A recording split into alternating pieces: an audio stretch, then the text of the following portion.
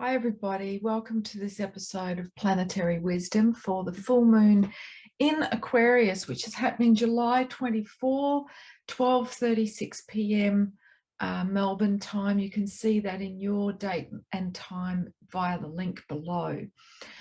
So Aquarius is, of course, the sign of the new age, the 2000-year astrological age that we are moving into. It's also the sign of the future. So in this 2-week period from the previous new moon in Cancer through to this full moon in Aquarius, we're going to see sudden change, sudden people coming in and out of our lives. I say that because we have Uranus, ruling planet of Aquarius, in Taurus, the sign of, earthly loves. There may be sudden shifts in finance and our material kind of possessions and resources around this time too. But specifically, whatever's not in alignment with your future, okay, people you're not on the same wavelength with, you're not on the same page with, boom, it's going to feel impossible to stay synchronized if the coherence just isn't there. So this is a time when things may be disruptive, but ultimately it's a blessing, even if it feels like a curse at the time, to align with your highest future trajectory. So Uranus, this is the rebel sun, the one who stood up to the old guard of power, to Zeus, and called him out on his misbehavior, so to speak. He is the one who challenges the old order. I see him as Luke Skywalker. I see him as the male protagonist in Avatar, but he is the one who expands his mind beyond the conditioning that he grew up with, to think for himself and to create a new way forward. He's an innovator, very much that rainbow warrior, the energy of the sacred masculine.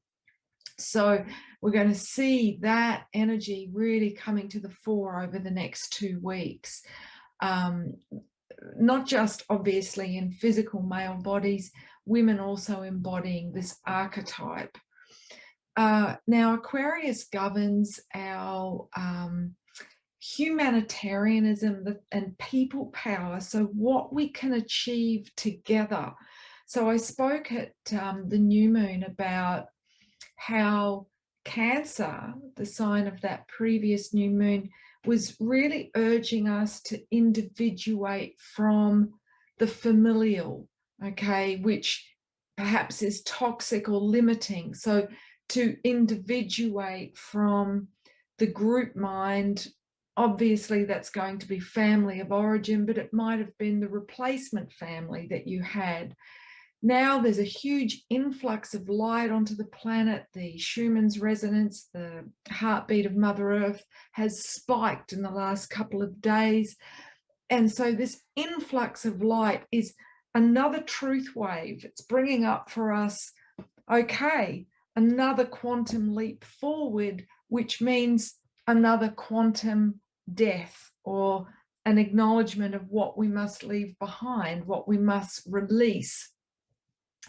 So Aquarius is very much about conscious community. So individuals, sovereigns who know who they are and have journeyed to follow their own truth, now finding each other. So you may connect with your soul monad, those that really are on your frequency, as the payoff, if you are willing to leave behind the so-called security of what was familiar and comfortable, or maybe less comfortable. So this asks us, what can we create with our consciousness? Okay, how can we create a new future by working with a higher frequency? And that's you know, how we respond to this global crisis is all about the level that we're operating on. If we're operating at 3D, we will, well, first of all, if we're operating out of the base chakra, which is survival, we will just do whatever we feel we need to do to stay safe. Yeah. If we are operating out of the sacral, we'll go into an emotional drama. If we're operating out of the solar plexus, we'll blame the politicians. Yeah. We'll try to make sense of who failed and who's to blame. If we are to respond from the heart, we'll keep tuning to our feelings, to what it is we need to do moment to moment in order to be right with ourselves. And ultimately, you know, we are headed into even more uncertain times. Okay, the more we get into these Aquarian energies, the more things will feel unsettled. And it's about our ability to constantly be able to adapt to change. And we can only do that if we are finding our sense of security in trusting ourselves and trusting a higher power, trusting the process, rather than trying to hold on to the flotsam and jetsam in the chaos. So this is the final air sign. So we have Gemini as the first air sign. That's where we're looking for somebody else as the teacher to tell us what to do. The second air sign is Libra, and this is where we learn how to see things from another point of view and how to cooperate with others. At this third air sign of Aquarius, it's where we really apply that gift of cooperation to serve a higher ideal. So it's not just about, you know, what we can gain, but rather how we can serve the greater good by all coming together, those of us on the same page. So there will be invitations and opportunities to do that in this 2-week window. We have the moon, this full moon in Aquarius, at 1 degree, okay, not the first degree of the sign, that's 0, but still new beginnings. So this is likely to highlight friendships in the first third of this sign. So when we are at anything is at Aquarius 1 to 9 degrees, it really highlights friendships. So you might have some sudden shifts and changes happen between you and your friends. We also have the moon conjunct Pluto this full moon. Now, Pluto is still in Capricorn. It won't move into Aquarius until March 2023.